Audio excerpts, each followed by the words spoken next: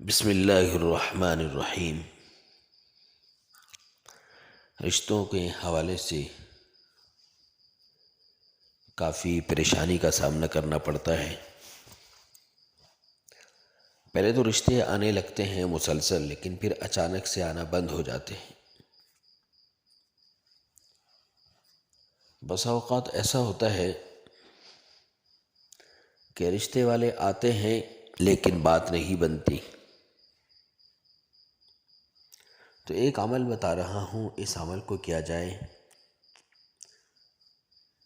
اور مسلسل جس ترتیب سے یہ عمل ہے اسی ترتیب سے کیا جائے تو انشاءاللہ بہت ہی جلد جو ہے یہ جو رشتے کے جو مسائل ہے وہ حل ہوں گے انشاءاللہ۔ اس عمل کو کرنے کے ساتھ ساتھ نمازوں کا اہتمام ہو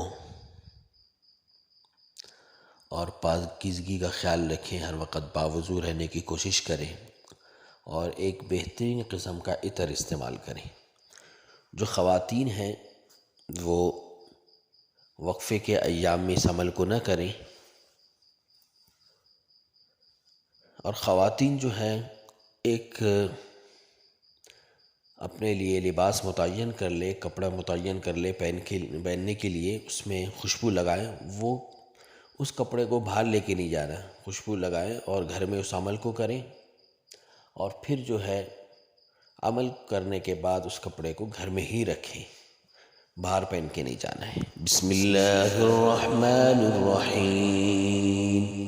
یا رحیم رحم کر، یا کریم کرم کر، ادھورا گھر آباد کر، مشکل میری آسان کر، بحق لا الہ الا اللہ، برحمتک یا ارحم الراحمین۔ بسم اللہ الرحمن الرحیم۔ یا رحیم رحم کر، یا کریم کرم کر، ادھورا گھر آباد کر، مشکل میری آسان کر، بحق لا الہ الا اللہ، برحمتک یا ارحم الراحمین۔ بسم اللہ الرحمن الرحیم۔ یا رحیم رحم کر، یا کریم کرم کر، ادھورا گھر آباد کر، مشکل میری آسان کر، بحق لا الہ الا اللہ، برحمتک یا ارحم الراحمین۔ اس عمل کو روزانہ نماز فجر کی سنت اور فرضوں کے درمیان 313 مرتبہ پڑھنا ہے، اور عشاء کی جو نماز ہے نا اس کی وتر کے نماز سے پہلے اتنے ہی تعداد میں پڑھیں۔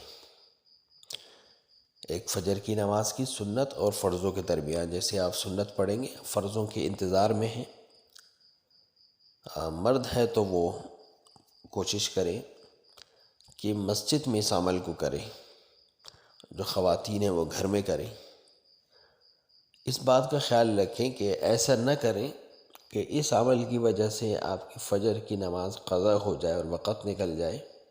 آپ کو جلدی اٹھنا ہے، فجر کی تو سنتیں ادا کریں، سنتوں کے بعد آپ 313 مرتبہ اس عبارت کو پڑھیں، اور پھر عشاء کی نماز کے بعد جو 2 سنت ہیں وہ آپ پڑھ لیں، پھر وتر سے پہلے آپ اس عمل کو کر لیں۔ اس عمل کو مسلسل کرتے رہنا ہے، انشاءاللہ اللہ کے حکم سے بہت ہی جلدی آپ کا کام بن جائے گا انشاءاللہ۔ اس عمل کو کرنے کے بعد دعا کا بھی اہتمام کریں، کم سے کم 5 منٹ کی دعا کریں، جو ترتیب ہے دعا کی اسی ترتیب سے کریں۔ آخر میں میری یہی دعا ہے کہ جو شخص اس عمل کو کرے اللہ تعالیٰ اس کو 100% کامیابی عطا فرمائے، مشکلات آسان فرمائے، اللہ تعالیٰ کی پریشانیوں کو ختم فرمائے۔